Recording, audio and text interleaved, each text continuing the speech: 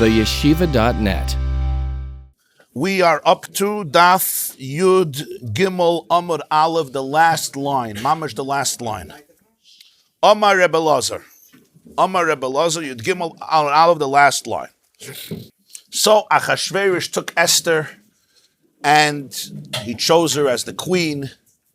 The Gemarah describes her unique characteristics, her unique charm, her unique grace, and Mordechai's idea to yet gather more young women as a way of getting Esther to spill the beans, which still does not help.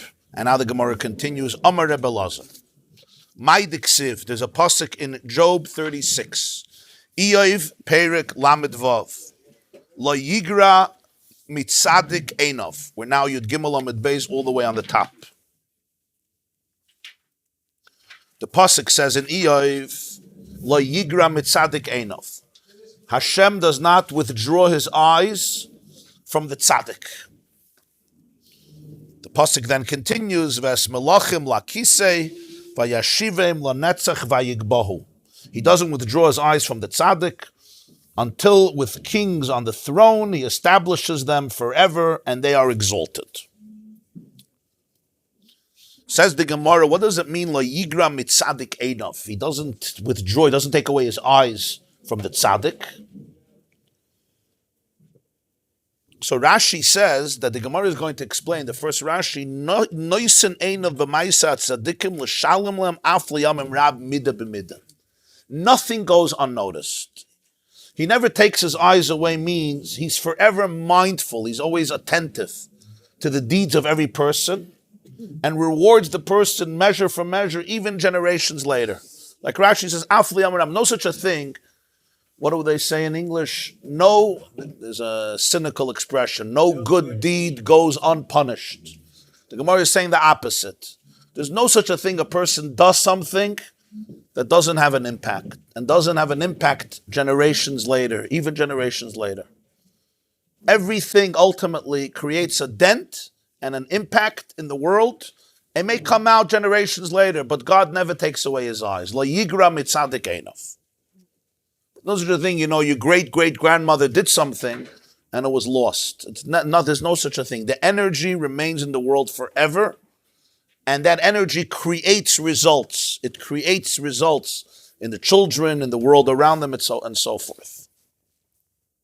Which is a powerful idea, and the Gemarah is going to give a few examples now. Because of the modesty that was exhibited by Rachel, Zochs of a Yotzim Menu Shol. She merited that Shaul HaMelech, who was defined by his modesty, descends from her. Shaul came from the tribe of Binyamin. That's what the Navi tells us in Shmuel. Binyamin was, of course, one of Rachel's two children. So Shaul HaMelech, unlike the other kings who were descendants of Yehuda, beginning from David, Shaul is a descendant of Binyamin. So that's what he says, B'schar d'tznius of Rachel, there is Shaul. Or B'schar d'tznius shoya by B'Shaul, Zacher v'yatzos mimenu Esther. Esther came from Shaul HaMelech. As a reward for the modesty in Shaul, there's a descendant Esther. Now, from Rachel to Shaul is many, many generations. And from Shaul to Esther is also hundreds and hundreds of years. But that's the exact point. That genetics, the genes don't disappear. And epigenetics is a very powerful idea. So Rachel was represented something, and that came into the world, and it comes out again in Shaul generations later. And Shaul comes out generations later in Rachel, in Esther. Now the pasuk Rashi just points out, the pasuk doesn't say clearly that Rashi says Zachav v'yatzim menu Esther b'targum shal Megillah miyachas Mordechai v'yiseyu asiri l'Shaul. In the Targum of the Megillah, Targum Sheni, he shows the genealogy of Mordechai to, he's the 10th generation of Shaul, Shaul ad Binyamin. And Shaul, he goes back to Binyamin, who was a son of Rachel. Uksiv he Esther bas Doidai. And Esther, it says, was a relative, a kin of Mordechai. There's no clear statement in any of the Tanakh that Esther came from Shaul, but Chazal understood this because Esther and Mordechai were the same family, and Mordechai, it says Ish Yemini, and we have in the Targum the exact genealogy of Mordechai to Shaul HaMelech. By the way, the Alshich says that when Esther didn't want to go into Achashverosh to plead with him to save her people, so Mordechai says, if you don't go, va'at ubeis avich toivedu, you and your father's home will perish. Why do you have to bring in my father? Like, what did my father do? So the Alshich explains, I think it's the Alshich explains, where Moshe Alshich from Tzvas explains, because he meant all the way back to Shaul HaMelech. Shaul's big mistake was, we learned yesterday in the Gemarah, that he did not kill Agag Melech Amalek, and therefore the Jews blamed him for Haman. Right? They said, Ish Yemini, they complained that if Shaul would have only done the job with Agag, there wouldn't be no Haman today. There wouldn't be the Hitler of that time. They allowed Haman ultimately to emerge because he left Agag. So he says, now Esther, you're his granddaughter. You have the opportunity to repair that which Zayda Shaul did not do. If you don't do what you have to do, ultimately, retroactively, this is a loss for your ultimate. Shaul made his mistake. So in life, we have an opportunity to repair that which wasn't done in previous generations. Either you stop the train wreck, or you continue it for another generation. It's also true psychologically, right? We're given a certain realities in life. Either you repair it once and for all, and the world becomes a better place, or you become part of the problem. So that's the va'atu beis avich toivedu, because she also came from Shaul. Frag the Gemarah, what type of modesty was there in Rachel? So he says, the Pasuk says in Parshas Vayetze, when Yaakov Avinu escapes his brother and he comes to Mesopotamia, to Haran, and he meets Rachel at the well, and it says, Vayagid Yaakov leRachel ki achi aviyahu v'chiben Rivkahu. He tells her that he is a brother of her father and he is the son of Rivka. Frag the Gemarah, v'chi achi aviyahu v'alei ben achos aviyahu. How can you say I'm the brother of your father? He wasn't the brother of her father. He was the son of the sister of her father. He says, I am the son of Rivka. Rivka is a brother of Lavan. So I am your father's nephew. We're first cousins. I'm not your uncle. I'm not your father's brother. He says himself that he's the son of Rivka. And he's contradicting himself. Because the son of Rivka is not a brother of Lavan. So it's even he's not only not saying the truth, apparently, it's superfluous. Just say, I'm the son of Rivka. Rivka is your aunt. You know your aunt Rivka? Aunt Rivka, I'm the son. He says, I'm your father's brother and I'm Rivka's son. So Ella Amarla, this was rather, he was telling her something very profound. He didn't mean the biological brother of your father. I'm not your father's brother. He told her mincively. Yaakov didn't waste any time. When he met Rachel, he said, could you marry me? We spoke before about proposing. Amrele, she said, yeah, it's a good idea. I'd love to marry you. You see how you propose? Would you marry me? Yes. Next, miu abba ramohu. But let me tell you something about my father. My tati is a ramah. He is basically a skilled deceiver. V'lo yocheltle. And therefore you will not be able to outwit him. In other words, all is good, but my father runs the show, and the guy is a crook. Amar la achiv anaber ramos. I'm your father's brother. I'm his match. He met his match. I am his brother in this seat. In other words, don't worry about it. I can deal with quintessential skilled crooks. Amrale, as a good, now she's already his kala, right? So she's a good Jewish wife, becoming a good Jewish wife. She right away challenges him. Wait. Umi shari l'tzadiki l'saguya b'ramayusa. Are tzaddikim permitted to act deceitfully? I'm marrying you because I see something special in you, and now you're telling me that you're my father's match. So basically, you're also a crook. You're also a lawyer. Is that how a tzaddik lives? Amar la, that's what she says. Amar la, he says yeah. There are moments. Why? The pasuk says, fascinating pasuk. The pasuk tells us, im navar titavar v'im ikesh titapel. It's a pasuk in Shmuel Beis, Perik Chav Beis, which basically says, with a pure person, act purely. With a crooked person, act in a crooked way, act crookedly.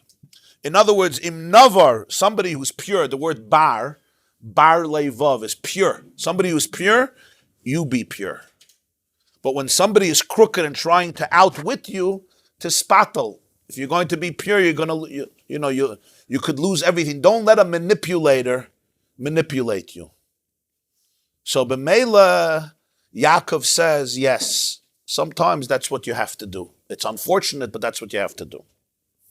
No, the Gemara has to explain what the tznius is. What the tznius is. I'm sorry, what did you say?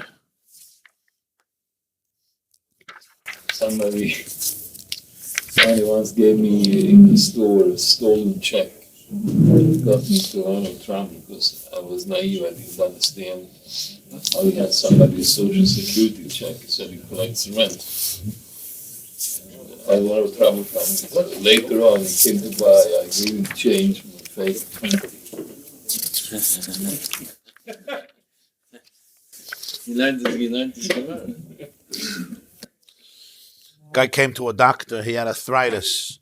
The doctor says, I'm the best doctor in the world. One treatment, everything is cured. How much is it? $5,000. $5,000. Says, with a doctor like me, it's $5,000. I'm the best. Okay. Gives him $5,000 check. 2 weeks later, the doctor calls him up, starts screaming, Ganev. Says, what happened? Check came back. The check came back. He says, so did the arthritis. So in any case, Im Nover Titaver v'Mikash Tispata. I think the Chayz of Lublin says Yaakov is called Ish Tam Yoshev Eiholim. What's Ish Tam? Ish Tam means an innocent man, unwholesome man. But it doesn't say Tam, it says Ish Tam. When you say Ish means a master. He's a master over his tmimos. A master over your tmimos means that you understand moments when your tmimos should not be used because it could be used against you. So Ish Tam, he wasn't just a Tam, he was the master of Tmimus. So therefore he could know when to use it. So what happens now? Amar Law, he tells her, my Ramayusa, how is he going to deceive me? Like you said, I won't be able to outwit him. Amar Le, she says, Isli achsa de kshisha minoi. I have a sister who's older than I am. He won't let me get married before her. Masr la simonim. So Yaakov gives Rachel signs, like passwords, so you should be able to identify her. Kimata Leila, when the wedding night arrives, and Rachel sees that indeed her father is going to deceive Yaakov, Amra, she says, now my sister will be put to shame, because Yaakov is going to ask her for the passwords, for the signs, and of course she won't know them, because she's Leah, not Rachel. Mesartinu nihala. She conveyed the prearranged signs to her sister Leah. This is hinted in the pasuk. It says, Leah. At night after the wedding, Yaakov went home, and he was together with Leah. It says, in the morning, she's Leah. It sounds like till that moment she wasn't Leah. Like in the morning, she's Leah. She was always Leah. So at Parshas you say, well, he didn't realize it because it was dark. In the morning, the sun is shining, so he saw that it was Leah, and he's like, oops, wrong one. But it sounds like Vayihi Boiker, it came the morning, Vihine Leah, she's Leah. So he says, it means because of the signs that Rachel conveyed to Leah, he didn't know till now that she was Leah. In other words, the Gemarah is wondering, you could say, he found out she's Leah, but a whole night not? A whole night not? I mean, sisters are, even if they have similar voices, maybe that's similar voices.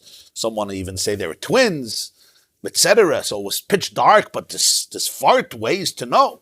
But Rachel gave her the simonim, and therefore, in Yaakov's mind, she was Leah. Vayar ba'boiker in the morning, v'hinei Leah. So the Gemarah says, this was an extraordinary moment. You can understand the moment of self-sacrifice that was involved here. Understanding her sister, knowing Yaakov Avinu, and feeling this would be best for her sister. And if not, her sister would really be thrown under the bus on every level. So this is what Rachel did. So you could think, okay, it's a beautiful thing, says the Gemarah, Shaul. This type of modesty merited that Shaul came from her.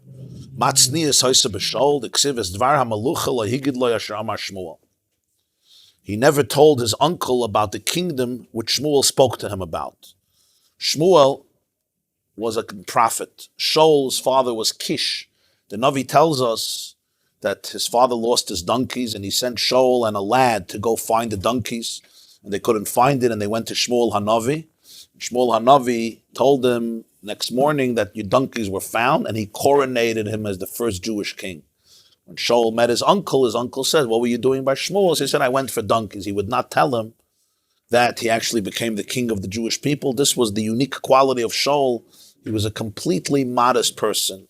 Things were so internalized, nobody had to know anything, which, by the way, was his greatness and also ultimately became his challenge, because his deep humility, his deep modesty and humility, and without any self-aggrandizement, caused him ultimately to err and surrender to the pressure of the people, not to kill out all the Amalekites, not to kill the king and the animals and so forth. But the tznius of Rachel is represented generations later in the tznius of Shaul. Was that also when you choose a wife, Shaul, it's news? You want to grab like young people? Fakert, Binyamin had to go grab, because Pilegesh begiver. The wife came, you're right. Yeah, Ben Navas Amardus. Rebbe Lazar said, what does the Pasuk say? God doesn't take his eyes off the tzaddik. By the way, the Netziv teaches this, the Netziv in Merome Sadeh, Reb Naftali Tzvi Berlin says, God doesn't take his eyes over the tzaddik, doesn't mean like Rashi, only that he doesn't take off his eyes from rewarding the tzaddik. He doesn't take his eyes off the tzaddik means that from the tzaddik's eyes. God does not take away from the tzaddik. When a tzaddik is interested in something, when his eyes are at something, it's going to happen. Because Rachel had such tznius, so ultimately this came out in her children as well. When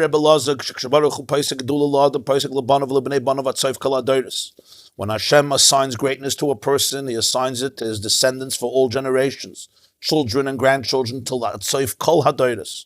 Shenemar, that's the end of the pasuk. He doesn't take off his eyes from the tzaddik. Shenemar vayashivim lanetzach vayigbo. He establishes them forever, and they are exalted. Ve'im hegis daita. But if this person, as a result of greatness, becomes haughty and pompous and arrogant, God humbles him. Shenemar, the pasuk continues, ve'masurim bazikim v'gaimer. And if they are bound in chains, etc. It says if they are bound in chains, caught in the ropes of poverty, so Megillah, he teaches this pasuk that he establishes them forever, vayigbo, and he lifts them up. And Rabbi Lazar says, you can also read it, vayigbo, if they lift themselves up, if they become arrogant, ultimately they will experience humbleness and poverty, they will be lowered. In other words, the greatness goes for generations. But the moment the greatness gets to your head and you become a pompous egomaniac, ultimately it will not endure, it will not survive, because basically you lost touch of what real greatness is. Real greatness means that you're a conduit for ultimate greatness, and it's not about your ego. Ves Maimar Mordechai Esther Oisa. The pasuk says in Megillah that the bidding of Mordechai, Esther did. What Mordechai told Esther, she did. What is that? What did she tell him?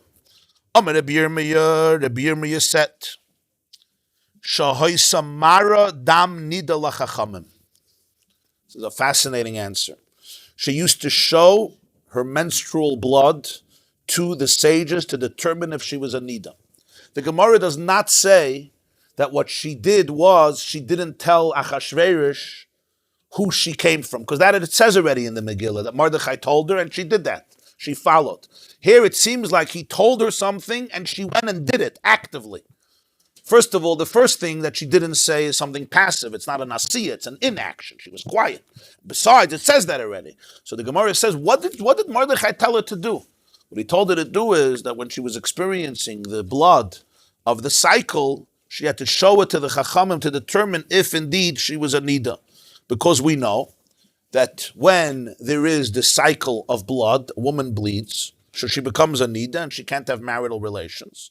But the discharge has to have one of the 5 reddish colors that the Mishnah talks about, chamish damim. There's 4 types of blood, 4 types of textures, of colors that become tameh. And there's questionable colors, so what do? You have to show it to a sage to determine if she's a nida or not. So Esther used to show samples of the discharged blood to the sages to determine if she was a nida. Why was this important? So the Marsha says, because even after she was married to Achashverosh, she was really married to Mordechai. We learned yesterday that Meir said she was married to Mordechai. So therefore she had to know when she was a nida and when she was not a nida. So Mordechai told her to show the Chachamim her dam. The Gemarah says, why didn't she sacrifice her life with Achashverosh? She didn't choose to do it. The Gemarah asks the Sanhedrin, why didn't she sacrifice her life? And he answers two things. Karka oila, meaning she was passive. And the second thing is, lahanas atzman shiny. He was doing this for his own benefit. It wasn't in order to destroy her Yiddishkeit. He didn't even know she's Jewish. So therefore, she wasn't obligated to sacrifice her life. But she didn't go voluntarily to the palace. She was taken. She knew he was going to eventually take her. Why didn't she get divorced? From Mordechai? Why didn't she get divorced from Mordechai? You want to know why she didn't get a get from Mordechai before she was taken to the palace? So she shouldn't be married? That's your question. Okay, for this you have to understand how Gilui Arayos works. We'll get to that. Because he was not Jewish, it was a different definition. If he was Jewish, you would have a question. Because he was not Jewish, so therefore the definitions change in halacha. We'll get to that. Bli neder. Right? But it's a good question. Says the Gemarah, Kasha hoisa ba'amna itoi. It says, she followed his bidding just as she was when she was raised with him. She did what he said, just like she used to do when she was with him in the house. What does this mean? Amar Rabbi bar Leima mishmei Rav. Rabbi, the son of Lima, said, Shahoisa oimedis mecheker shel Achashverosh v'toivelis v'yosheves becheker shel Mordechai. She used to rise from the bosom of Achashverosh, go to the mikveh, and then sit in the bosom of Mordechai. In other words, after rising from her forced relations with Achashverosh, she would go back to her true husband, but she first bathed herself to clean herself of any trace of Achashverosh's relations with her. So, this is how Rashi says, she wouldn't be repulsive to Mordechai. The way Rashi puts it is, if you see in Rashi, Toivelis machmas nekius, cleanliness. It shouldn't be difficult for the tzaddik Mordechai because she was with Achashverosh. How does Rashi know it was nekius, it was cleanliness? Parshas, because if it was mitzad nida, what does it help? She gets up from Achashverosh and goes to Mordechai. It depends which part of the month it is. So we know that she showed her blood to the Chachamim to know that she's a nida. That's the first step. But then it says she did what Mordechai said, the way she did it when she was raised with him. What does this mean? It means that she went from Achashverosh and she went back to Mordechai. Even though she knew she had to go back to the palace. So they remained in an active relationship. How does the Gemarah know this? The Gemara says she did what Mordechai did, like she was when she was raised, when she was kasha hoisa, like she was when she was being raised with him. How was she? So from here the Gemarah learns that she used to go back to sit in the bosom of Mordechai. Also, it says in Mefarshim that hoisa is from the word ishus. Kasha hoisa ba'amna itoi is a lashon of ishus. The Gemarah says v'yatza v'hoisa mesechta kedushin daf hey. V'hoisa is a form of ishus. Kasha hoisa ba'amna itoi. Now, when a woman has relations with another man and she's married, she's not allowed to go back to her husband. But that's only if it's willing relations. But if she's an anusa, if she was forced, let's say, God forbid, a situation of rape, etc., she's not forbidden to go back to her husband. Esther here was not willingly going to Achashverosh. Esther here was taken to the palace. In fact, Mordechai was trying to get her out of the situation. So that's just important to understand. In those days, Mordechai is sitting at the king's gate. And what happens? Bigson and Teresh, Bigson and Teresh become angry and they plan to assassinate Achashverosh. So the Gemarah is now continuing the interpretations of the Psukim. First we did chapter 1 of the Megillah, the party, the execution of Vashti. Chapter 2 is the story of choosing a new queen, Mordechai's genealogy issue, the Esther's choice. What happens now? And Esther becomes a queen, and there's a party, and Esther is following Mordechai. She shows Dam Nida to the Chachamim. And of course, you understand that the idea that she showed Dam Nida to the Chachamim meant that Esther remained fully immersed in Jewish life. She's the queen of the Persian Empire. But when she has a question of blood, she's going to the Sanhedrin, to the Chachamim, and asking a Mashayla. So it represents that Mordechai really remained very connected to her, and not only that, she would use every opportunity to come to him and be with him in his bosom, as the Gemarah says. What's the next scene in chapter 2 of the Megillah? assassination attempt. Bixen and Seresh want to kill the king. Amr Reb Chia bar Rabba, Amr Reb Yochanan, Reb Chia, the son of Abba, said in the name of Reb Yochanan. It says, Kotzaf Bixen v'Seresh. Bixen and Seresh became angry. They became angry. In other words, it's important for us to know they became angry. It doesn't say why they became angry, and apparently it's superfluous. It could have just said, Bixen and Seresh just tried to kill him. Obviously, they didn't like the guy. Rabbi Yochanan said, no, there is a message here. Hiktzif HaKadosh Baruch Hu Adar al Avadav Lasis Ritzayin Tzaddik. The Rebbeinu Shalom caused a master to get angry with his servants in order to fulfill the will of a tzaddik. Umanu Yosef. Shenemar V'sham itanu nar eved ivri. It says that the butler, we all know the story, Pare got angry at the two people in Egypt, the butler and the baker, threw them in prison. And when he had a dream, the butler said, in prison there was a kid, a Hebrew kid who knows how to interpret dreams, and to do the ratzon of the tzaddik. Hashem caused the master, Paro, to get angry at two servants. Now, avodim al adonai lasas neis latzadik. To do a miracle for the tzaddik, he caused the servants to get angry at the master. Umanu, who is this tzaddik? Mordechai. It says Mordechai found out about the assassination attempt, and he told Esther. And Esther told the king in the name of Mordechai that what? Bixen and Sarah are trying to assassinate him. So here we have Kotzaf. Just like by Parai, it says Parai Kotzaf. So by Parai, God made the master angry at his servants to fulfill the desire of Yosef, who wants to come out of prison. And by Mordechai, he shifted it, topsy-turvy. He makes the servants Kotzaf, the same word Kotzaf you have by Parai and by Bixon. They're angry at the master to make a miracle for the tzaddik, because ultimately Mordechai will be saved from execution as a result of this, because later when Haman will come and tell Achashverosh, I have a tree to hang Mordechai on it, Mordechai was saved because of the insomnia of that night when Achashverosh was reading his diary, his journal, the book of Chronicles of the palace, and he remembered that Mordechai saved him. It's interesting, in the first case it says, Lasis Ritzoin Tzaddik. The second case, Lasis Neis Latzadik. Why? You see, by Yosef it's Lasis Ritzoin Tzaddik, Lasis Neis Latzadik. Apparently because Yosef wanted to come out of prison. Yosef was languishing in prison. He was dying. He was desiring to come out of prison. He didn't have a way out.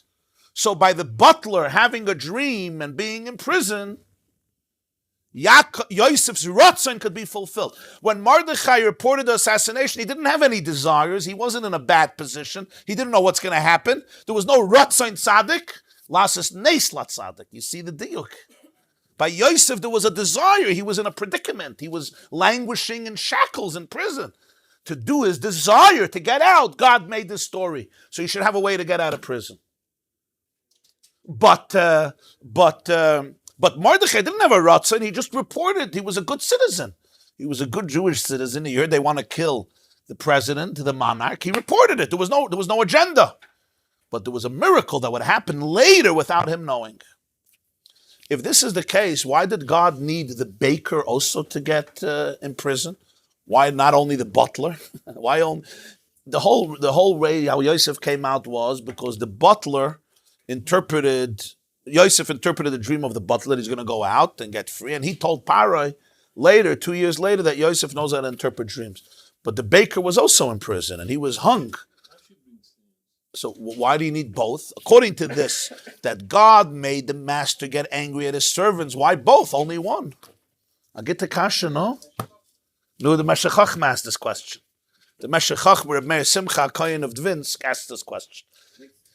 If it's just a political story, two guys got into trouble, right? There's no questions on the story. But the Gemarah is saying here, no. God made the master angry at his servants to do the ratzon of a tzaddik. So the whole world has to turn around. So you only need the butler, you don't need the baker. He cared so much that the butler should have company in prison, and the baker was executed. That's what the Meshech Chachma asks. You remember his answer? He needed two because if he only had one, then he wouldn't prove anything. He says that if there was a butler, right? If you're in prison, And somebody comes to you in shul and says, by the way, I had a dream last night, I'm squeezing, there's a vine tree and I'm squeezing grapes and I have a cup of para and I'm pouring it into this cup. So what are you going to tell him? You're going to die in 3 days. You'll tell him you probably win the lottery in 3 days and you're going to own all the vineyards in France and Italy and you'll be saved from the corona and you'll become a wine connoisseur, etc. Was fällt dir ein? If it happens, maybe he'll give you a little commission. And if it doesn't happen, so what is he going to sue you for interpreting his dream wrongly? Right? So you wouldn't know that he's the real thing. But when you see that the baker, Yosef said, no, this is a bad news. And the butler, he said, it's good news. So now the butler knew that this is authentic. So when he came to Paro, he said, this guy knows his stuff. And that's why Paro listened to it. Why here too? Bixen and Serich? Good question. We'll see in a moment. Huh? If it wouldn't be two, they wouldn't be talking to each other. And we'll also see something else the Gemarah says. Rabbi Yochanan says, Bixen v'sedesh, Shnei Tarsiim hayu. They were 2 Tarsians. Anybody here was born in Tarsia? No. Tursi. They were conversing in the Tarsian language. And they said, why were they so angry at the guy? They said, this is gewaldig. They say, the moment Esther came into the palace, we haven't slept. Life used to be normal. Achashverosh used to sleep at night. The moment this Esther came in, you know where else the Gemarah uses this expression? You know where the Gemarah uses this expression,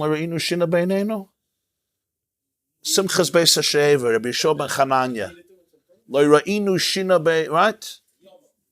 Yeah. We haven't slept 7 days. How could you live without sleeping? They would slough on each other's shoulders.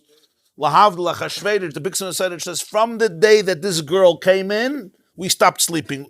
Why? What's pshat? So Rashi says something fascinating. Because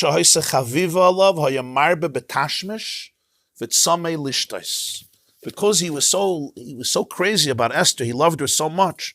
So he always wanted to be with her. So there was constant intimacy and constant relationships. Chaviva, he desired her. She was so desirable to him. So there was always intimacy. And Rashi says, and therefore he was always thirsty. And because he was always thirsty, and they were the servants, the cupbearers. So it's similar to the butler, actually, because they were the mamish similar. It adds the meticulousness in the diuk of it. So they used to give him to drink. They can't sleep at night because the king is not sleeping and he's thirsty, so they're also not sleeping. I saw somewhere that they had the day job and the night job, and they were sleeping. Okay. The guys wanted to sleep. That's what Rashi tells us. So what do they decide to do? Let's place poison in the bowl from which he drinks, so he'll die, and we'll be able to have a good night's sleep. So you know why they're killing the king? Imagine why they're killing him. They just want a good night's sleep. Why don't they kill Esther? Then he could find another nice girl. No. And maybe the investigation would be very powerful then. But I did see the Medrash. The Medrash brings a whole different Maisa, an interpretation. Yeah, in Yalkut Shemoini, Megillah Esther, he says a whole other Maisa. That when Esther came into the palace, she told Achashverosh, why don't you do like all the other kings? All the kings have a Jewish advisor, and he sits by the gate, and he monitors the situation, because Jews are brilliant, and they could sniff out when there's an enemy. Nebuchadnezzar had Daniel, and you should also have a Jew. So he told her, do you know somebody good? So she says, yeah, Mordechai. There's nobody like him. He'll be able immediately to know if there's an enemy hanging out. So Bixen and Seresh were replaced by Mordechai. They were the main bodyguards of the king, and Mordechai became the new sheriff on the block. So they said, if this is the case, we have a good idea. Let's kill the king, And then everybody will say, look, as long as Bixen and Serish were in charge of security, everything was good. The moment a Jew took over security, it's all over. So basically, this was also driven by a profound anti-Semitism. That's what the Yalkut Shemaini says. Okay? The Gemarah doesn't say why they couldn't sleep at night, by the way. Rashi gives an interpretation. Maybe the Medrash would teach the Gemarah differently. Maybe the Gemarah and the Medrash are really saying the same thing. We can't sleep at night knowing that Mordechai is in charge of security, and that bothered them to no end. So they now decide to poison the king. What happens now? They don't know that Mordechai was one of those people who sat in the Lishkas Hagazes, in the honed chamber. Yeah, the Sanhedrin, the Lishkas Hagazes was the room of the Beis Hamikdash that was the seat of the high court, of the Jewish Supreme Court, of 71 judges. 71 judges sat in the Lishkas Hagazes. Gazes is like the room of stone, of what was it called? Hewn stone is Gazes. And they sat in that room, and that's where Mordechai came from. The Sanhedrin had to know 70 languages. So they didn't know he came from Lishkas HaGazes. He knew the 70 languages of the world. To qualify as a member of this Jewish Supreme Court, you had to know the 70 languages. So they didn't know this. So he understood what they were saying, but they couldn't imagine. So therefore, he could warn Esther about their plot. Amar Loi, one said to the other, Bixen and Serech, my post and your post are not the same. How could we carry out our plan? Amar Loi, I will guard my post and your post. In other words, Bixen and Serech said, basically, we have different jobs. To assassinate the king, we have to be in this together. One guy is serving the cup of a drink, a wine, and I'm going to put in poison. We have to be two people, but you're not. We have different shifts and different jobs. So he said, I'll take off my shift, and I'll come work with you, and we'll do it together. That's why Pasuk says, the matter was investigated and was found out. It could have just said, he found the murderers. They investigated. What were they investigating? It sounds like they were looking for somebody. They were not found at their posts. Why were they not found at their posts? Because one of them, as we said, took off his job, his post, to be with the other one in order to be able to kill Achashverosh. So where was he? At work? You know, the first thing you want to know is, did everybody show up at work? He didn't show up, and that was the beginning of the investigation that ultimately led to the discovery of the assassination attempt. They say a Maisa, that they say it about Reb Moshe Montefiore and the Chidushei Harim.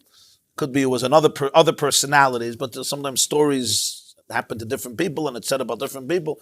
But they say a story that the first Ger Rebbe, the Chidushei Harim, not Montefiore, Rothschild, I think Rothschild, who was a brother-in-law of Moshe Montefiore, came to the first Ger Rebbe, the Chidushei Harim, and he said that it's very, very important that all the Polish Jewish children should get a complete secular education.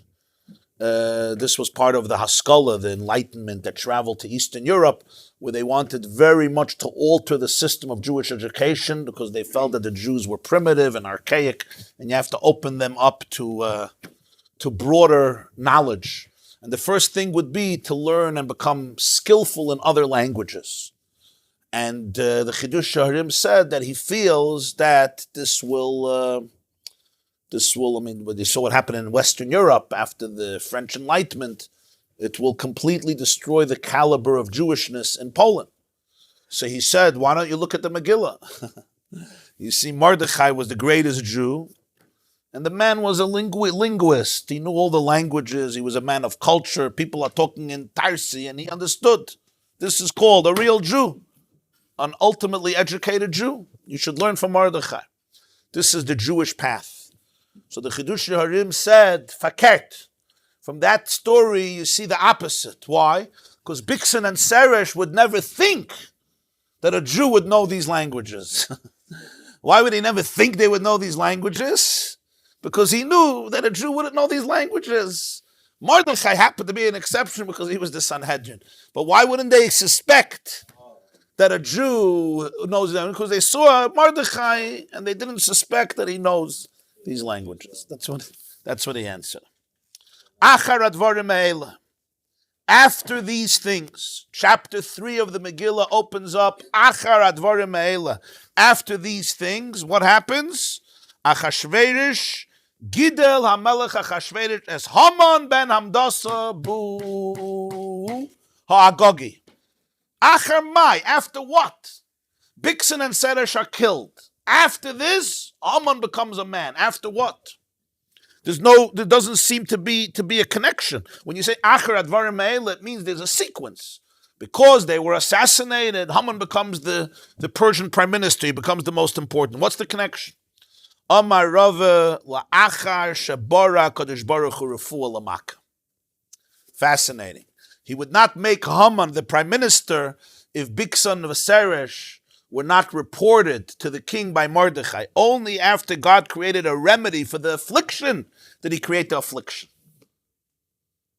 When could Haman become the prime minister? If there's already a healing remedy in place. There's no remedy in place, you can't create the challenge. The Holy One does not smite the Jewish people unless he has created a remedy for them beforehand. Shenemar, the pasuk says, it's a pasuk in Hosea, Isaiah 7. Kirafi li Yisrael v'nigla v'in Ephraim. Only when I heal the Jewish people, then the iniquity of Ephraim will be revealed. The only time the iniquity, the disease, the infection will be revealed is only Kirafi li Yisrael, when I heal the Jewish people. But, so from here we learn that there's no makkah if there was no refuah first. There has to be a refuah first. Because when he reveals the iniquity of Ephraim, that causes a makkah. But first there has to be Kirafi li Yisrael. Avol umas ha'olam ein ekei. He will not create an affliction if he first, before that, does not create the remedy. Let's explain what this means. It's saying something very profound. It's really everything I was talking about in the previous class. Here you have the class. Why? He creates the remedy after the affliction, no? There's a coronavirus, yeah? And the world experts are searching, what do we do? What do we do? Let's create a refuah. He says it doesn't work that way. In the world it works that way. He says it doesn't work that way by Hashem. Why? Pashat. Because why would he want to afflict somebody? Why would your mother or father who love you like crazy want to afflict you? Only for one reason. Only if it could bring you to a place that you couldn't reach without this. That means what's behind the makkah? The refuah that comes through it. So if there's no refuah before the makkah, so then what's the point of it? So the whole makkah is really just to bring about the refuah. So what comes first, the refuah or the makkah? The refuah, because the whole reason for the makkah is to bring about the refuah. There's no such a thing, a challenge in life, that's not an opportunity for growth. So the opportunity is there before the challenge. Even the only way I'm going to reach the opportunity is through the challenge. You hear what he's saying? You have a challenge in life, whatever it is, physical, emotional, spiritual, psychological, financial, social, marital. It's a makkah. It's a makkah. It's a crazy, it's a dummy. Says, no. It's not a makkah. It's coming out as a makkah, but it's your path to greatness. It could be it's a painful path. Taking out a splinter is not always geschmack, but it's your path to wholesomeness. And therefore, you have to know if there was no refuah before, there would have never been a makkah, because the whole makkah is really about the refuah. Your typhus? It's not always easy to understand or digest, but that's the truth of it. That's why Ein HaKadosh Baruch Hu, it's not only he creates a refuah before the makkah, so it should be ready. It's much deeper than that. Because the teichen of the makkah is to bring refuah. So if there's no refuah before the makkah is just sadistic. It's negative. There's no such a thing, something out of love. And this is a Gemarah, my friend. Das ist a Gemarah. MS? There was a chief rabbi of Montreal, Rav Pinchas Hirschsprung, Zechrein Levracha. So he once said that he was sitting with the Brisker Rav, Reb Velvela Brisker, Reb Yitzchak Zev Alevi Soloveitchik. And they're talking about the bracha Rifa'enu. And the end of the bracha Rifa'enu was Baruch Ata Hashem Roifei Choylei Amo Yisrael. God heals the sick of the Jewish people. The Brisker Rav says, why? He heals everybody. I don't know. If a Gentile is sick and he gets healed, it's not from God. That's from Dr. Finkelstein. It's from Columbia Hospital. Jews get healed by God. Everything comes from. Roifei, you ever wondered? Roifei choyle Amma Yisrael. He heals everybody. He heals the sick of everybody. So Pinchas Hirschsprung says, Poshet. By Amma Yisrael, it's first Roifei and then choyle. Roifei choyle Amma Yisrael. The refuah is there before the cholas. He heals the sickness. In other words, the healing comes before the sickness. So the Brisker Rav says to him, das ist a chassidische Wort. It was like, it's a chassidische Wort. The Brisker Rav was a Litvische Yid. Huh? He said it's a chassidische Wort. So Rav Pinchas Hirschsprung said, no, not the Gemarah is nicht a chassidische Wort. The Roifei Choyle Amma Yisrael. Pinchas Hirschsprung said, the Gemarah also says that the reason Rafeinu is the 8th bracha in Shemona Esrei is because Milah is on the 8th day. And circumcision is only for Jews. So that's why he says, Roifei Choyle Amma Yisrael. He's talking about Bris Milah. Bris Milah. That was the second one. That already wasn't a chassidische Wort. That's a Shemer, That can work even for a Litvische Wort. Or a Polish Wort. You know the Moshe, yeah? There was a Jewish kid in the hospital, and nearby there was a Gentile kid. They were both 8-year-old kids. So the Jewish kid has a Gentile kid. What brings you to the hospital? The Gentile kid has the Jewish kid. He says he has an infection. He asks the Gentile kid why it brings you to the hospital. He says a circumcision. The Jewish kid said, yeah, I did that years ago. When I was 8 days old, I did it already. So he said, how was it? He says, it was fine, but I couldn't walk for a year. In any case, so that's the Roifei Choyle Amma Yisrael is the 8th bracha of Shemona Esrei. Okay, Roifei Choyle Amma Yisrael. I once said at a lecture, the reason it says Roifei Choyle Amma Yisrael in Asher Yatzar, we say Roifei Chol Basaro Mafli Lasis. There's a contradiction here, right? Roifei Choyle Amma Yisrael is because Jews have this maisa that they often feel sick. You know what I mean? You ask a Jew, how you feeling? My back, my stomach, so. I thought I'm having a stroke yesterday. The doctor says I'm about to have a heart attack.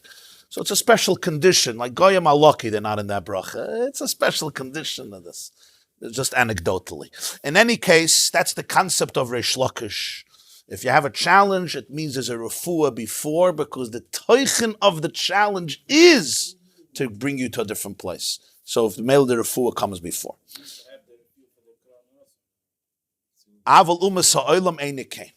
In the world of the Gentiles, it's not that way.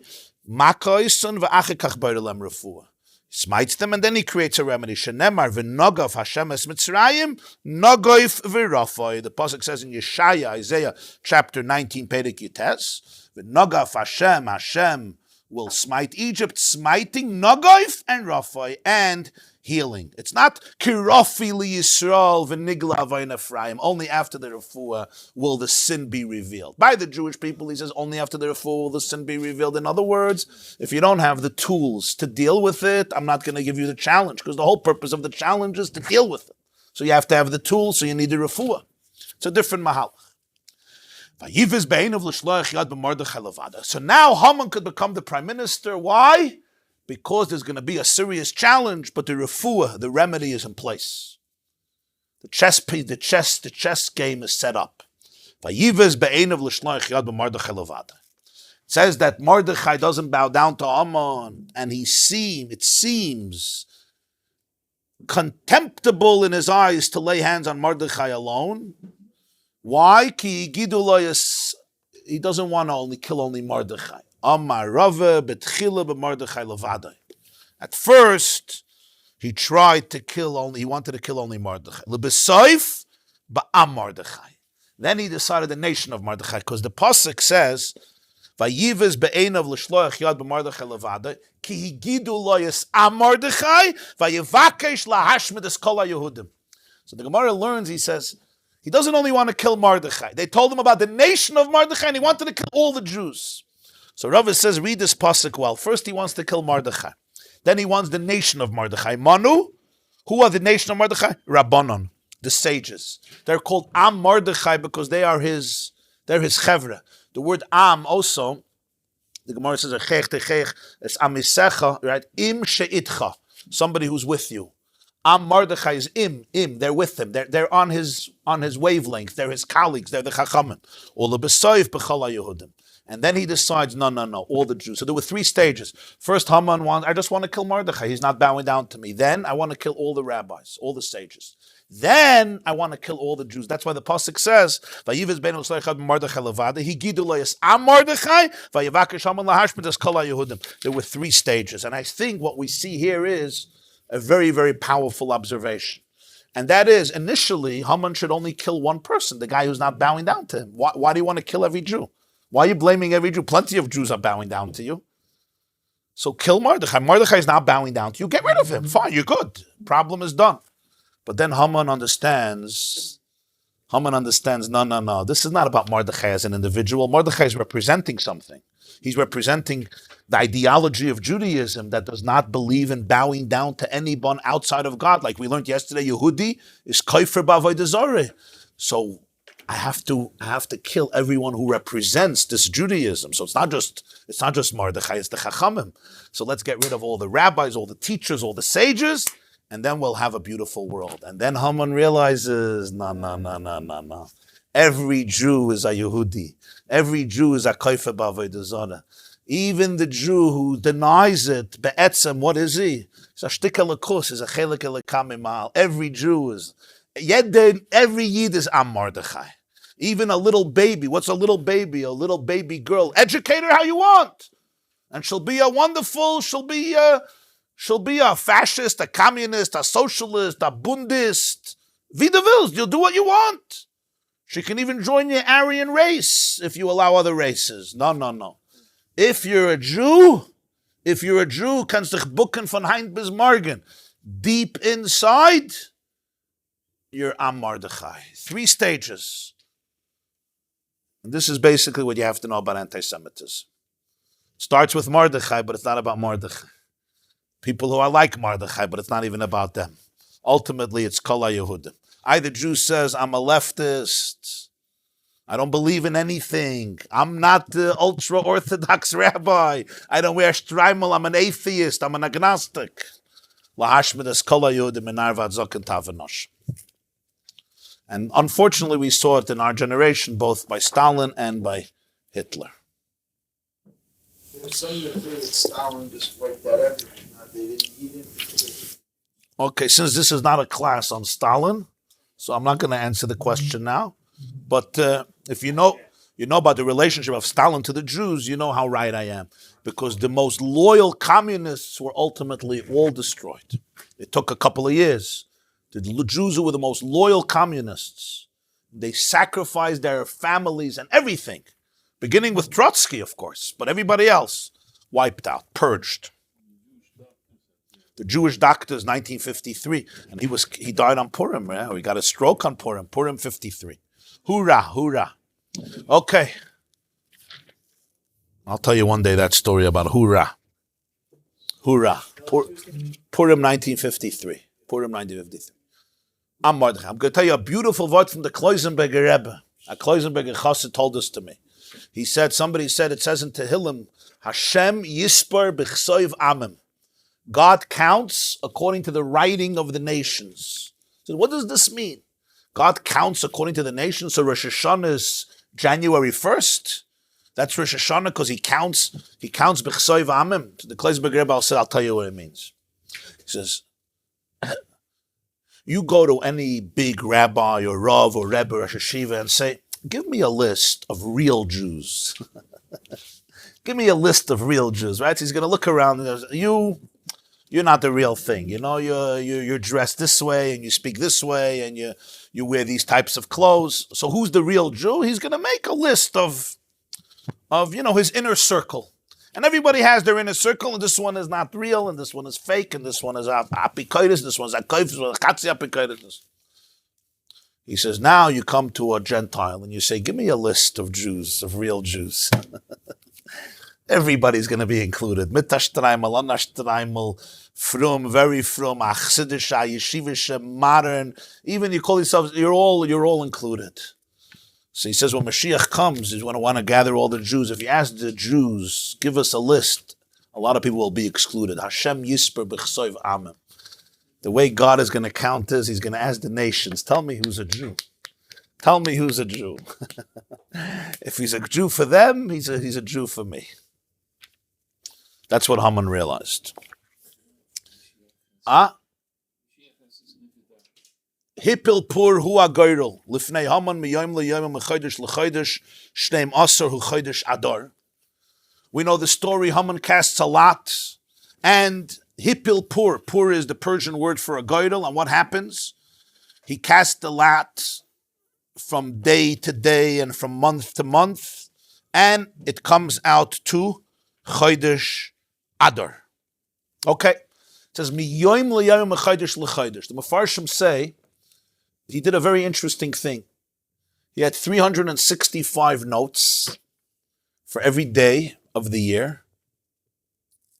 I'm sorry, he had notes for every month of the year, and he had notes for every day of the month. And he was hippel pur hu agoyrel both for the yamim and for the chadashim. But I saw one of the mefarshim. He says, the Masifta Gemarah brings that he wanted to know if it's real. So what did he do? Who says this? Rabbi and Eibschitz. He says as follows.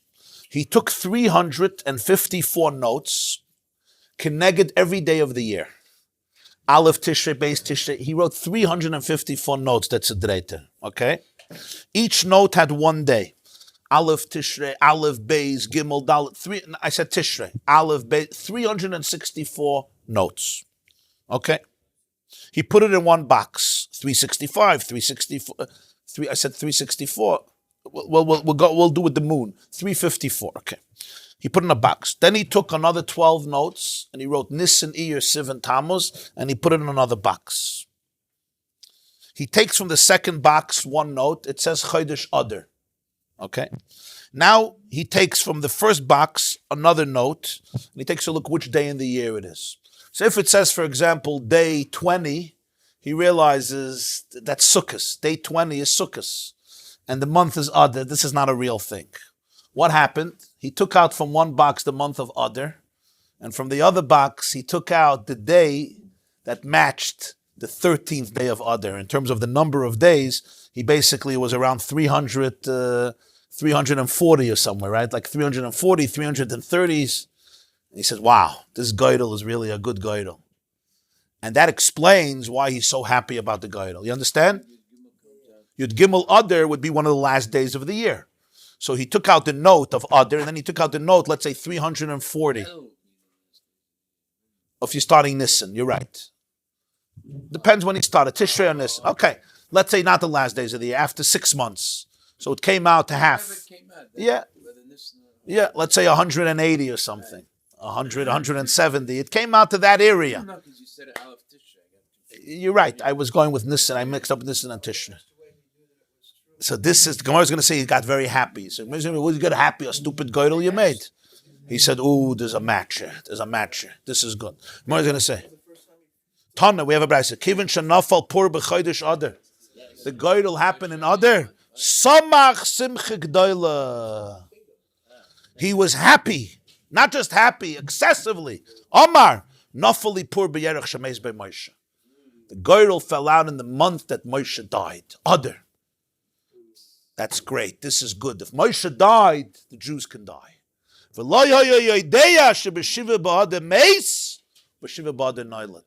He didn't know on the 7th day of Adar he passed away. But on the 7th day of Adar he was also born. And therefore it's not a bad month for the Jewish people. So the question now is, first of all, why are you making a Geidel? Choose a day. Who cares? Choose a day. It's a deep thing. Haman is making a Geidel. And then he comes out in Adar. Okay, it's random. Adar. That's why Rabbi and Eibschitz says that he had these two boxes. And when he saw the match, he felt that this was like almost divine assistance. This was divination. That's why he was so happy. Ooh, Adar! Great! It's the month that Moshe died. There's a deeper explanation that's brought. Balatanya says that Geirel represents randomness. It's a place that's beyond intellect. And Haman said There's a place in God that's beyond intellect. It's called Goyrel. And over there, Jews are not better than anybody else. From an intellectual perspective, you could say they were the chosen people, they have Torah, they have mitzvahs. But from a place of Goyrel, God himself is not defined by anything, not even by any logic. If you can get into the place of Goyrel, everything is random. God really cares. But he's infinite. He cares about this one, about that one. He's beyond any structure and any rational explanation. Over there, you could win. That's what he thought. He had a spiritual touch. But now look at the Gemarah. He didn't know that Shiva Ba'adar is the birthday of Moshe. One understand.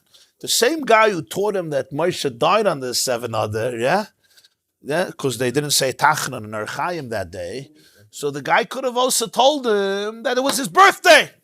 He was only a scholar in some things. It's a strange Gemarah. Why didn't he know that it was Moshe's birthday? But take a look also at the language of the Gemarah.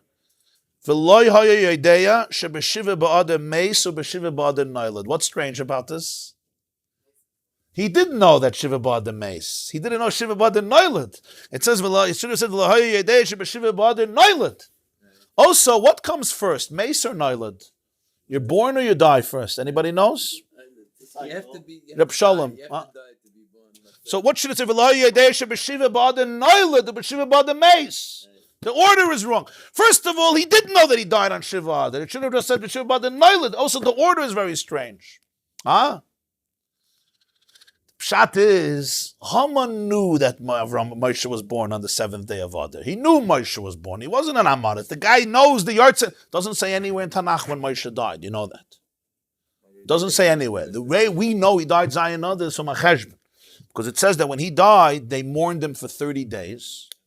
And then Yehoshua said, Chevra, in 3 days we're going into Eretz Yisrael. They went into Eretz Yisrael on Yud Nisan. So you go backwards a month and 3 days is Zion Adar. We also know that in Parshas Vayelech, Moshe told the Jews, today I am 120 years old. Ben Meir ve'esrim shana anoichi hayoim. I become today 120 full years. That's the day he died. So if he becomes today 120, it's his birthday. So the same day that he's born, the same day he passed away. That's how, it doesn't say anywhere this. But Haman knew. Haman knew. It's a gedreit by Yidden apparently. He knew. He sat a couple of shiurim. He watched live streams, whatever it is. Haircuts. So he heard the shiurim. Yeah, there was probably a shiur playing in the barber shop. So he knew that Moshe was born.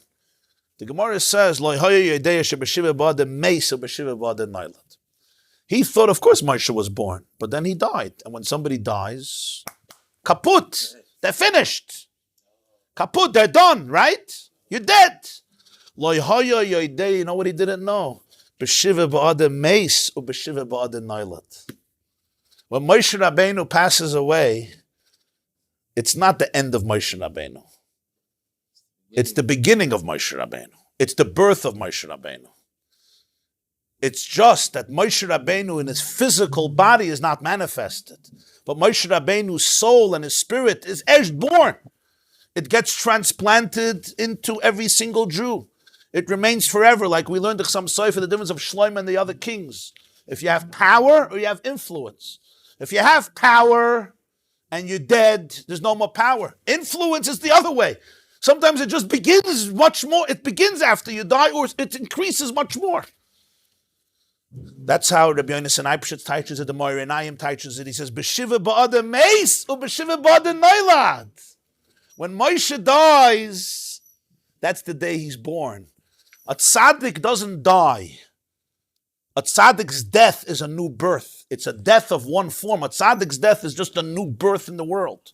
Because all the energy and all the koyach and all the light that he brought into the world continues to take root. It gets transplanted into people that are born, into the souls of the Jewish people, into the soul of the world, and it has an impact forever.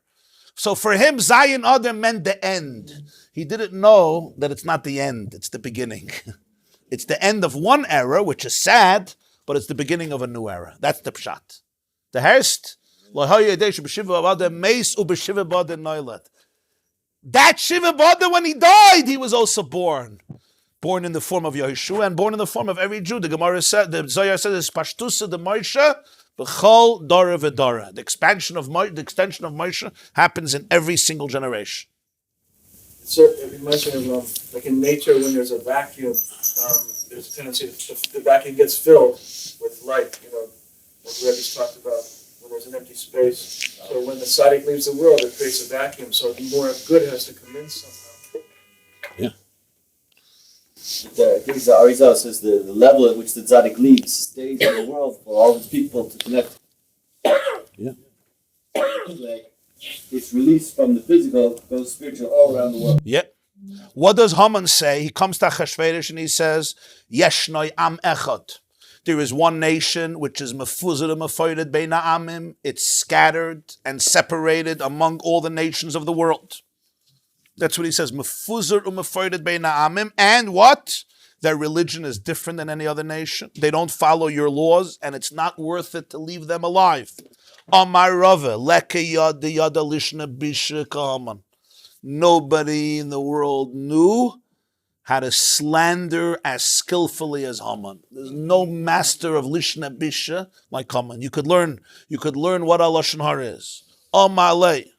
Now Rava basically deduces from what Haman said the conversation. We only know what Haman told Achashverosh, but from the conversation we hear what Achashverosh answered. Because Haman said a lot of things. Haman said, there's one nation, they're scattered, they're separate, they have their own religion, they don't follow your laws, and it doesn't pay to leave them. He said all these things. So Amalei, we see from the conversation that Achashverosh said to Haman, Mistafina me Elohov deloy le'avid bi k'da'avid b'kamoi. I am frightened of their God not to do to me what he did to my predecessors. I know what happened to Paroi. I know what happened to Sancheriv. I know what happened to all these people. I don't want it to happen to me. Amar le, Haman said, Yoshnu min ha-mitzvahs. It's an unbelievable interpretation. Haman says, Yeshnoi am echad. In Hebrew, the way you say it is, Yesh am echad. There is a nation. What's Yeshnoi? There's no nekudis. You could read it Yoshnu.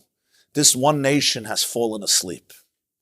This is already not the same nation. They have fallen asleep. They're not sober anymore. They're not conscious anymore. This is what Haman said. Yeshno yam echad, Yoshnu.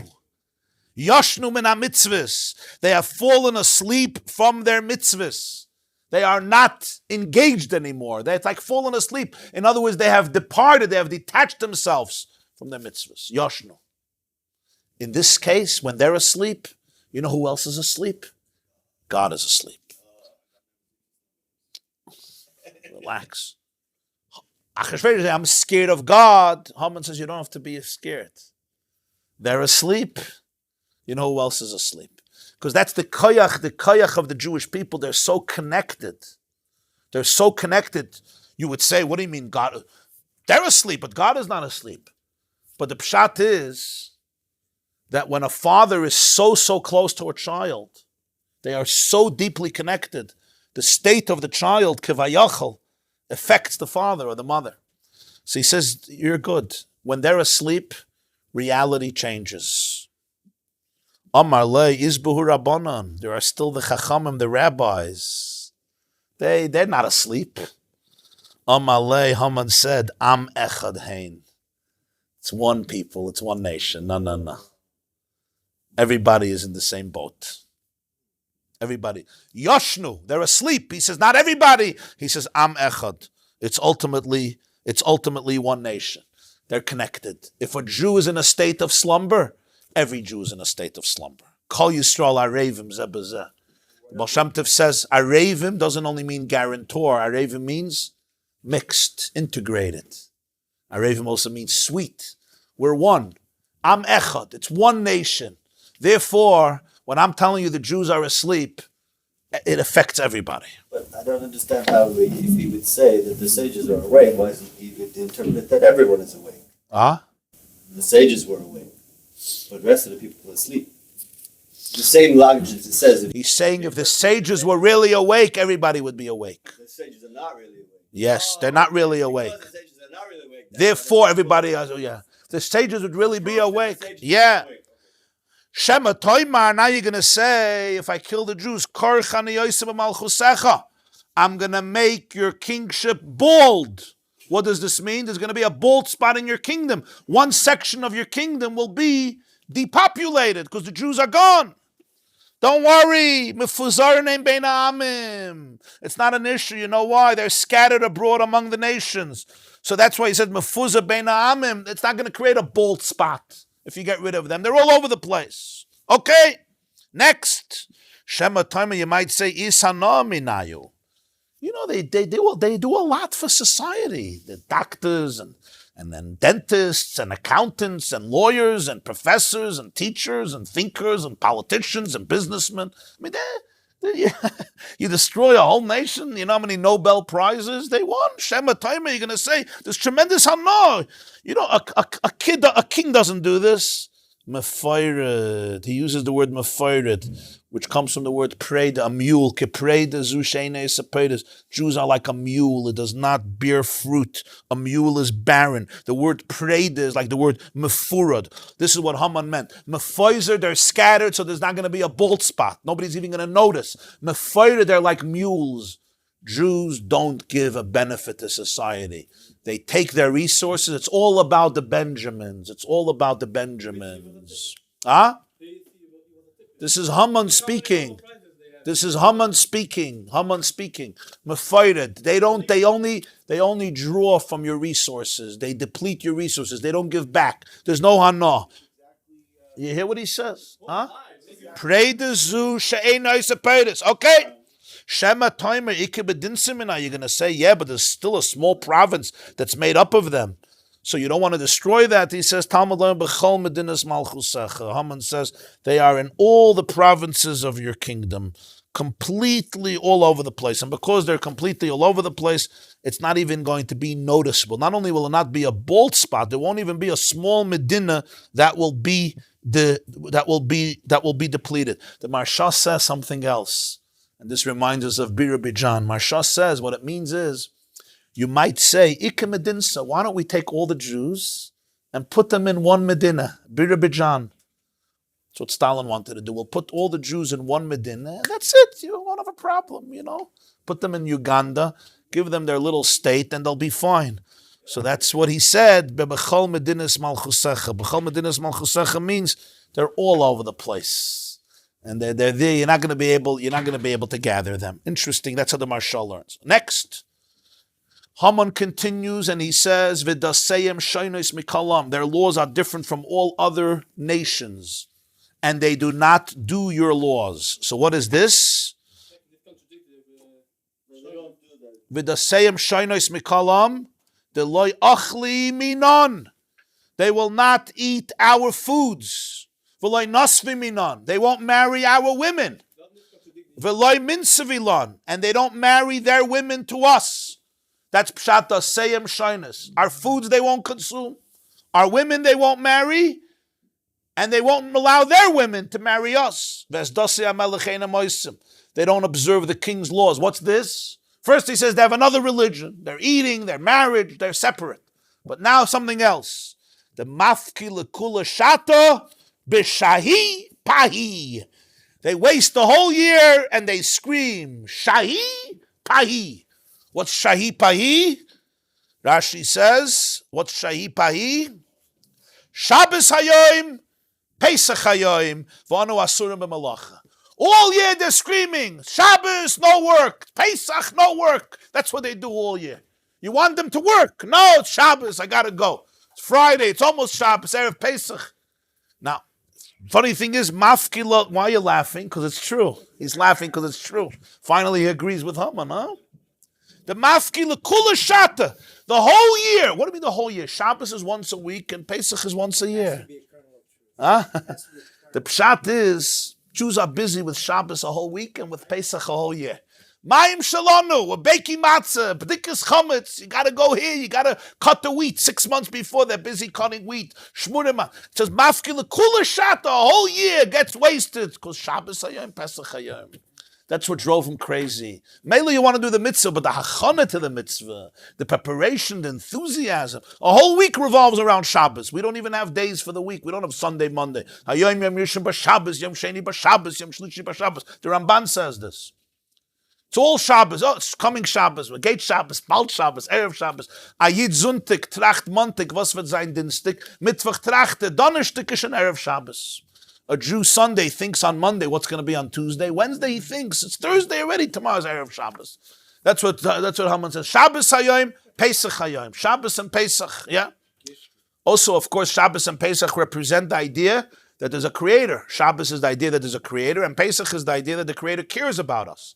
So that's what drove Haman crazy. They don't follow your laws. They don't follow your laws. Why? They don't have time to work. They don't have time to work. They're busy with Shabbos. La melech ein shovel anicham. It doesn't pay for you to keep them alive. Why? The achlu v'shasu mevazele lamalchus. You know why? They eat and drink and they embarrass you. Where do they embarrass you? What do? They mock you. If a fly falls in the glass of wine of one of them, he casts away the fly and he drinks the wine, right? You don't give up on the wine. But if my master, the king, touches a glass of wine, he throws it to the ground, he spills it out, and he won't drink it. A fly is more respectable than the king. That's what he says. La melech ein shovel lahanicham.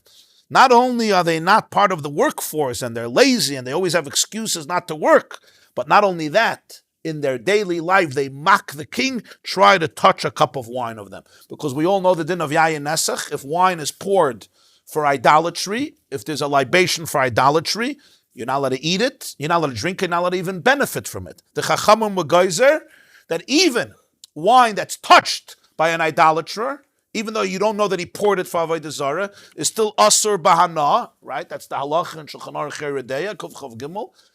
Why? Even stam yenam, meaning he moves the wine, he touches the wine, he bangs the cup of wine. You don't know what the machshav is, and therefore, midivrei seifrim, it's asur, and therefore they're going to have to pour out this wine. And therefore, he says, do not keep them alive.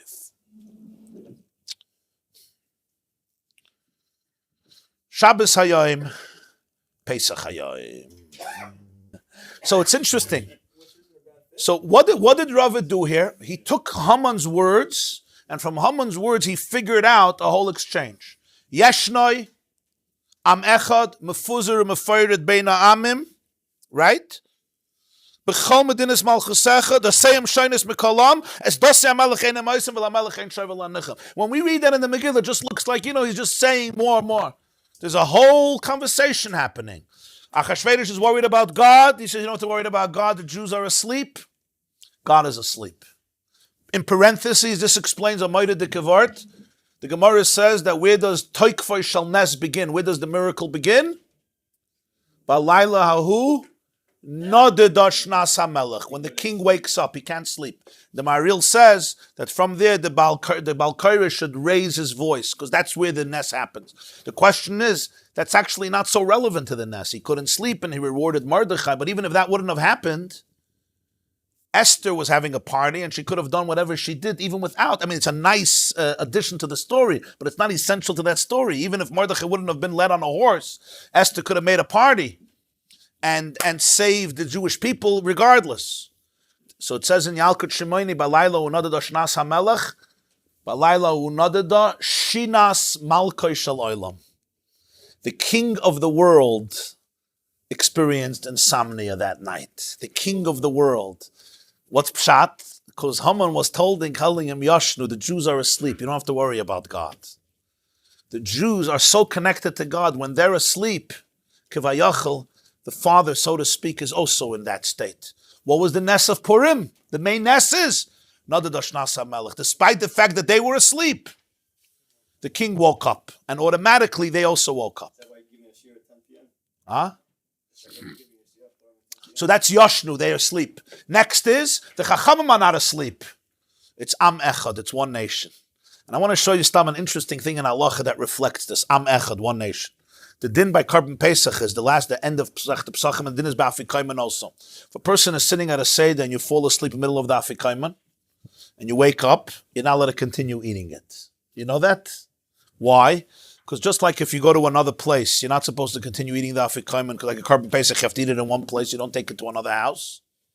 The afikomen is the same halacha, and sleeping is like you're in a new place, because like you're mentally, you went away and you came into a new place, so you're not allowed to continue eating it. You're finished. Carbon pesach also. What happens if you're sitting with a chabura and they all fall asleep? Nobody's allowed to eat it.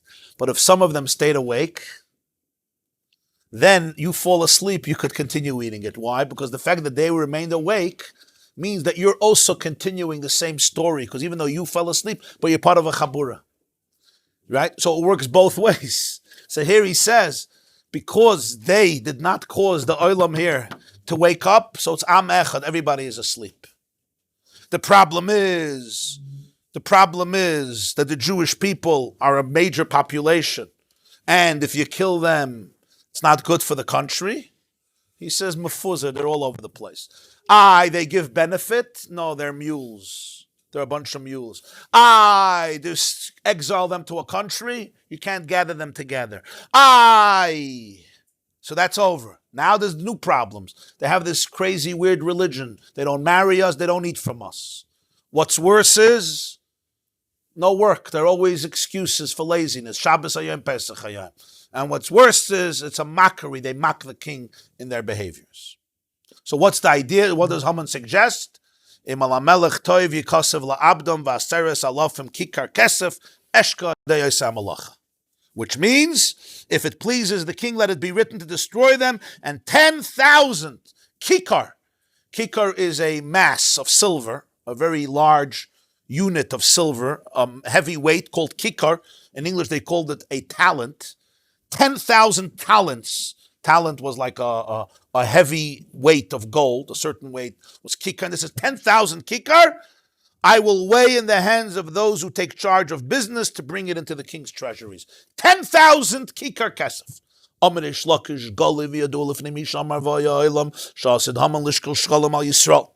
It was known before Hashem, he who spoke and the world came into being, that Haman was destined to weigh out shkalim, silver coins, for the purpose of destroying the Jews. So therefore Hashem caused the Jews that their shkalim should precede Haman's shkalim. The Mishnah says in Maseches Shkalim, be'echad ba'adar, mashmi'in ala shkalim ba'ala kilayim. On the first day of Adar, the Sanhedrin proclaimed regarding the payment of the shkalim. And regarding the kilayim, what's pshat? Every adult Jewish male was required to give a half a shekel for the Beis HaMikdash for the purpose of buying all the communal sacrifices. Biblically, the shkalim's deadline is before Rosh Chodesh Nisan. The karbanos of the first day of Nisan have to be from the new shkalim that were collected, the new fund. But when would they start announcing in all the cities to give shkalim? Rosh Chodesh Adar, a month earlier. That's why we read Parshas Shkalim on the Shabbos before Rosh Chodesh Adar or on Rosh Chodesh Adar. So the rabbis instituted that 30 days earlier on the 1st of Adar, you remind everybody to bring their shkalim to the Beis HaMikdash. Says the Reish Lakish, this is how the Marsha understands, that Hashem caused the rabbis to institute this proclamation a month before Rosh Chodesh Nisan. Why? So that their shkalim should precede the 13th of Adar, the day that Haman chose to destroy the Jewish people, because his shkalim would have come into effect on that day, and their shkalim preceded his shkalim in order to save them from his shkalim. That's what Rish Lakish says. Hikdim shiklehen lishkalav. Their shkalim came before his shkalim. That's how the Marsha explains it. The cure before the disease. Very good. The cure. Be'echad ba'adar, you're saying. You're asking, why does anybody think that this happened? This is before the second Beis HaMikdash even. That's what you're asking, right? But, obviously Hashem made it happen, so they made the but when did they do this, you say? By the way, we should also... It's a gezerah, it sounds like. It's a gezerah. It sounds like a gezerah. So Rosh Chodesh Nisan is the day where they start buying all the new offerings from the new fund. They don't use the old fund anymore. We learn it out from the Psukim that it has to be from the new fund. But they announce it already Rosh Chodesh Adar, and it seems like from this Gemarah that it would happen before the story of Purim, right? Because Hikdim, Shiklei, and Lishkol. The second thing they would announce is Kilayim, right? You're not allowed to plant different species together. For example, plant, grains in a vineyard, and even if it grows itself, you have to uproot it. So on Rosh Chodesh Adar, when the climate caused that you can already start seeing vegetation and produce, Besdin came and said, go to your gardens and your orchards and your farms and make sure you uproot the kilayim. I do want to add one detail, which is very fascinating here about what Rish Lakish is saying. Basically, he says 10,000 kikar of silver.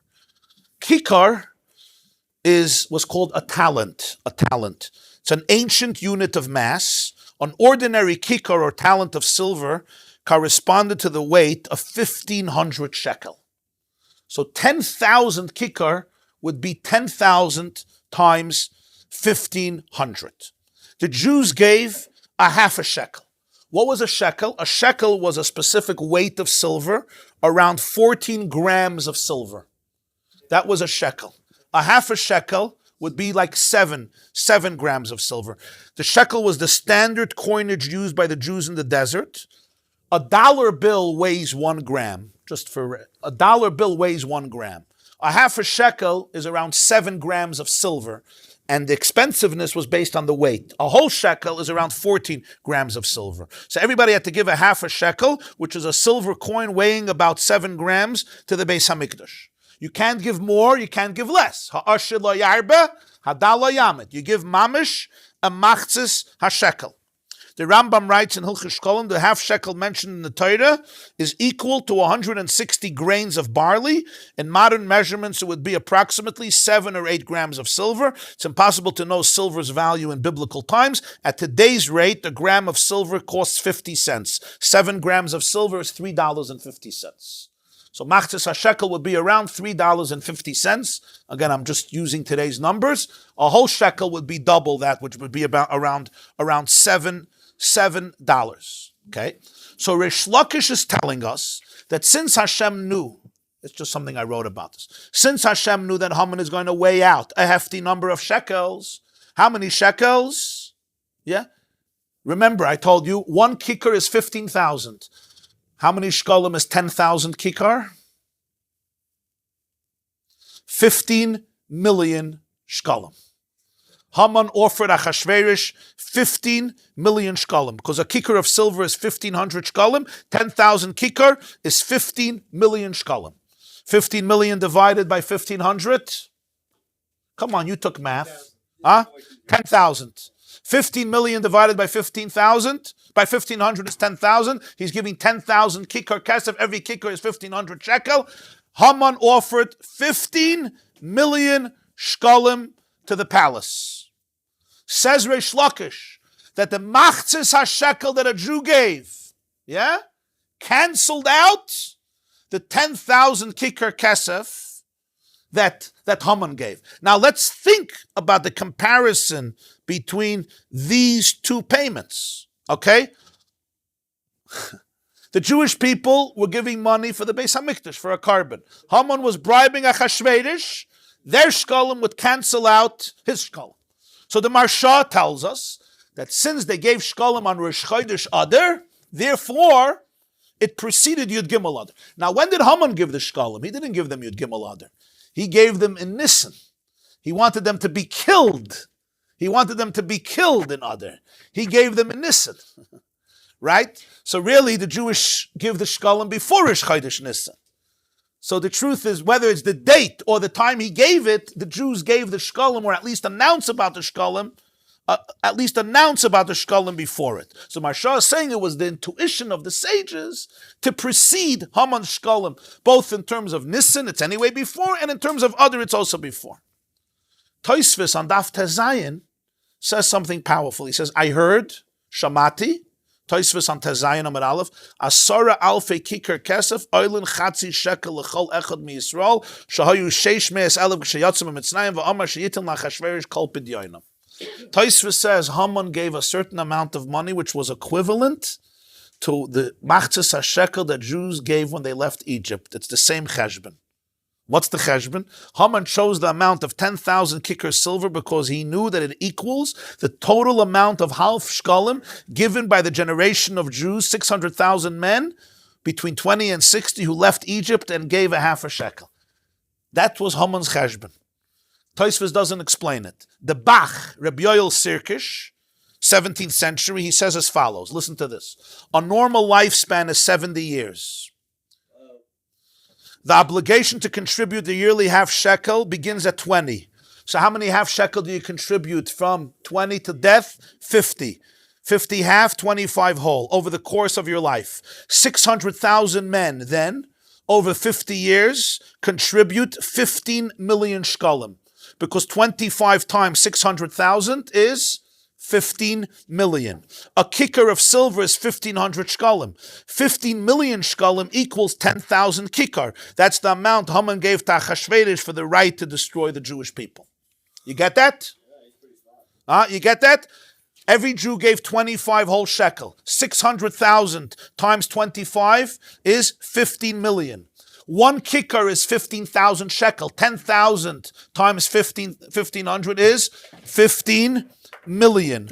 So 15 million shekalim is what Haman gave. That's the amount that the 600,000 Jews would give over their lifetime, the generation that left Egypt. In other words, Tosfos says, Haman said to Achashverosh, I will cover everything they gave to their God. I will cancel it out. Higdim shikleyen lishkolov. And yet, their shkalim have a power over his shkalim. What is the power, though? Fakert, you would think the other way around. Every Jew gave $3.50. This guy gave how much? He gave 15 million shkalim. Okay? If you want it in contemporary terms, every Jew gave $3.50. I went to look how much Haman gave. 10,000 kikar kesef is 210 million grams of silver. But our shkalim canceled out his shkalim. One more detail. This I heard from the Rebbe. Every Jew gave a machzas hashekel. Even if you're rich, you couldn't give more. Imagine somebody coming to you and saying, I want to pay for your whole yeshiva. No. Sorry, I don't take. Last time this mitzvah was ever copied. I mean, but machzas, even if you're rich, I understand a poor man doesn't have to give more or less. But a usher, come on, usher lo yarba. And it's the only carbon that you give that's blemished. Usually we always say it has to be complete, besides machzas hashekel. Machzas hashekel can't be complete. A carbon has to be complete, unblemished. Everything for the Beis HaMikdash should be complete, besides machzas hashekel. Why? Because the nekudah of machzas hashekel is that I am half and you're half. And me without you, I remain half. You without me remain half. I could be the richest person in the world. If I'm giving a whole shekel, it means I'm a poor man. Because I think I'm alone. And the truth is, nobody is alone. And that's the difference. Haman gave 8.3 million shekalim alone. The Jewish people, everybody gave $3.50. But they weren't alone. You had the koyach of the klal, the koyach hatzibur, the koyach of the ava, of the achdus. That canceled everything. Higdim shikleyen lishkalov. You can't compare. Mr. Cohen gave $3.50. Mr. Haman gave 8.7 million bucks. But Mr. Cohen gave it with another Jew and another Jew and another Jew and another Jew, and he felt half. Because he felt half. We're not giving a half a shekel. We're giving a whole shekel. But I am half and you are half. Together we give a whole shekel, because together we're taka whole. It's not half. The moment you become half, you become whole. When you think you're whole, you become half. Because you're detached, you're fragmented. When you're half, you become whole because you're connected to the energy, to the Ein Sof. When you're whole, you become half. That's why hikdim shekleyen lishkalov. Have a wonderful day. I have another mathematical association. Over 50 years, each one gets 180. It's 10. Yeah. But Tosfos says this was the cheshbon. I know, but the Gemarah also, the Yeshler with the time showing it's not contradicting. Why? Did it say that they gave Oh, good question. Good question. You mean Shabbos Hayom Pesach Hayom? If they're sleeping from the mitzvahs, they're not saying Shabbos Hayom Pesach Hayom. Excellent question. First, he says they're sleeping from the mitzvahs. Yashnu. A second later, he says they have their own religion and they don't follow your laws. Yeah. So he says they don't eat our foods. They don't intermarry. They're always saying it's Shabbos and Pesach. We can't do work. So they're doing a lot of mitzvahs. They're doing Shabbos. They're doing Pesach. They're not working. They're not intermarrying. They're not eating non-kosher food. They're not drinking Yayin Nesach. Gewaltige Kasha on Haman. You know what the answer is? Maybe it shows anti-Semitism. It could eat of any reason. So that's one idea, that anti-Semitism will use contradictory arguments because it's not rational. Okay? It's like a virus. It mutates. Sometimes Jews will be accused of being secular, religious, Zionist, anti-Zionist, atheists, rich, poor. In other words, you can't win. Because I don't hate you because of seichel. I hate you, and then I find the seichel. Exactly. So today it's because they're not religious, and then because they are religious, and they have their different religion. Bringing the coronavirus, everything. That's one way of learning it, but I think there's... Over here it's one sentence. Mele, he contradicted himself the next year, but in the same sentence it would be strange. Rabbi gave once a shiur about this addiction. That's tomorrow. That's going to be tomorrow's shiur. Tomorrow's shiur. What's the idea of asleep? Haman is saying they're asleep from the mitzvahs. This all happened. They do it for Shlach. This all happened. They do it for Shlach. They're doing it in the sleep. I'm saying when somebody is asleep, they're not dead. They're not lifeless. They could wake up at any moment. Yeah? They're just not conscious. So if chas v'shalom there's a sreifa and a person is asleep, they're not aware of it. But the moment you wake them up, they're run out.